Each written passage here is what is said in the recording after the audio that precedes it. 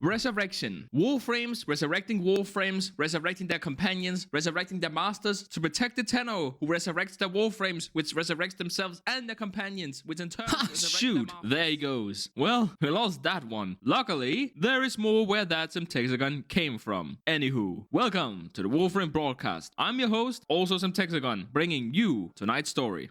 If you even remotely like the idea of resurrecting your teammates and yourself, you are in the right place. Other than being extremely thematically cohesive, this build is also the ultimate build for any team loving health tanking half as much as we do here on the Semtesagon network. This build is more than capable of holding its own. Regardless, the most observant viewers out there may already realize that we are, of course, talking about Oboron. But you may be objecting, I don't seem to remember Oboron having the ability to resurrect his allies. You may be thinking, but then what do you call this? And this or that? Okay, most of you probably already knew about Last Grasp. Still, why have multiple layers of defense when you can instead have multiple layers of existence? Alright, enough teasing. Here is the build, or at least one half of it. This is a health tank build. Thusly, we are of course running Umbra Fiber, Umbra Vitality, and good old Adaption. Notably, we are also using 2 augment mods. Smite Infusion for a serious damage increase, especially against alloy armor. Our other damage type will be Corrosive, which in turn deals more damage to ferrite armor. Very importantly, the damage increase is against armor and not the units which normally has that armor. That means that if we strip 100% armor, we could end up dealing less damage. The devil is in the detail. Finally, we have the star of this build, Phoenix Renewal. Please note that the 90-second cooldown is for each ally individually. Instead of taking lethal damage, you and your allies are granted invulnerability and are healed for 50% of your health. Furthermore, we will be healing through Renewal and Tharos Strike, which is the subsumed ability from Styanics. But that is only one half of the build. Wait, something isn't right. The universe has fallen out of balance. Almost half of our audience is returning viewers. Only barely 5% is subscribed. This is unacceptable! And we lost another one. Well, infinite opportunities, infinite Semtesagon. It is not enough to bring oneself back from the dead. A proper companion should do the same for us. Bid welcome to the Vasca's Kavat. The important addition here is simply Fets, Health Link, Armor Link, and Transfusion, of course. Then again, should our petty flesh armor and space cat fail us, we simply have to take matters into our own hands. Brutality and relentless assault before anything else. And also poise because it's actually useful on this build, so that's how I justify tripling down on this gimmick. You may bring any pocket nuke of your choosing, but because we know you will be asking, this is the build for the Laetum. And here is a Status Primus Cedo build for that sweet viral status proc. 100% more damage to enemy health. Sign me in. And finally, here is an Acolyte Killer. Alright. Hello there, aspiring Tennos. So I've decided to bring you down here to the Simulacron, which is a controlled environment in which I can very easily demonstrate how this build works and talk a little bit about how you want to play it. But before we do that, I want to show you guys something. Actually, give me exactly 2 seconds to... There we go. Look at this. Isn't that cool? It isn't, I'm not selling you anything. This is just for me. It was made by me mom for my birthday. She's a huge fan of the channel. I'm 99% sure she doesn't understand what's going on most of the time, but I think most of you have mothers, so I'm sure you must understand.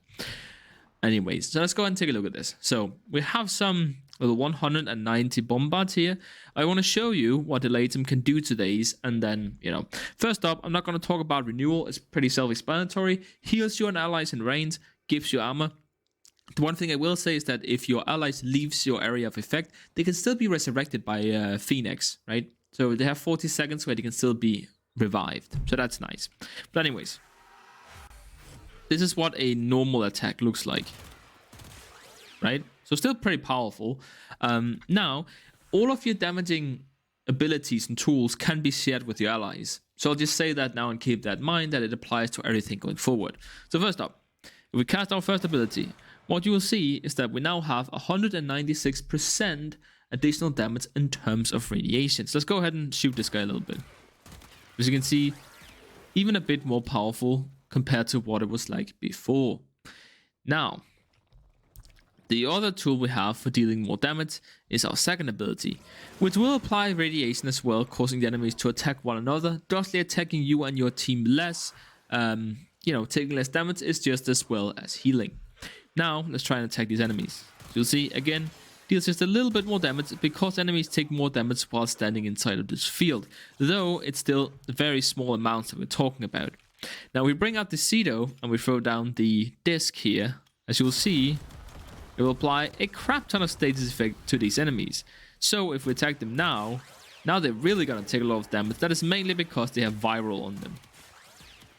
But this is not even our main way of dealing more damage, right? Because we also have Ferrite Strike, and other than healing you, it will strip enemy armor.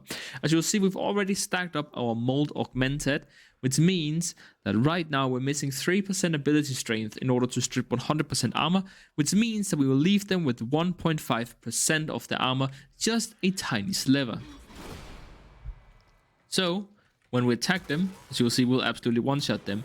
And, obviously we've reduced their armor, so they are gonna be taking more damage because they are reducing less of our damage, but also because they still have some armor and we're dealing largely corrosive damage, they'll actually take more damage. And especially from our radiation, right?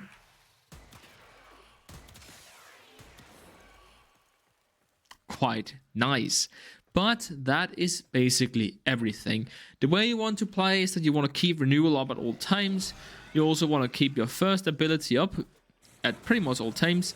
You don't want to be just spamming your second ability either. It is not really necessary, especially not early on. But if there is a large group of enemies, you might wish to cast this, right? It has a fairly large area of effect.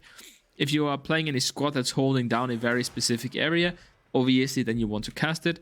Talking about Ferrite Strike, it's something that, like, early on you pretty much don't have to use it at all, but then as you start progressing through the end of this mission and the enemies become stronger and thusly harder to kill, you get to a point where you basically have to cast it all the time in order to be able to deal any damage. Now, this build does have a little bit of a damage problem for Endless. It is tough to go for more than 1.5 hours. It is largely meant to be a support build, but then again, an hour and a half on a steel path, not too bad. Also, obviously, I want to say that since we're dealing radiation and corrosive, this is sort of oriented towards being able to deal with Grineer units. But let's be honest, if you can handle bombards and heavy gunners, you can handle anything that the corrupted or Corvus is going to throw at you. As we already know, the Grineer is by far the most difficult enemy type at the moment. But that's everything I have to say about Oboron, so I look forward to seeing you in the next one.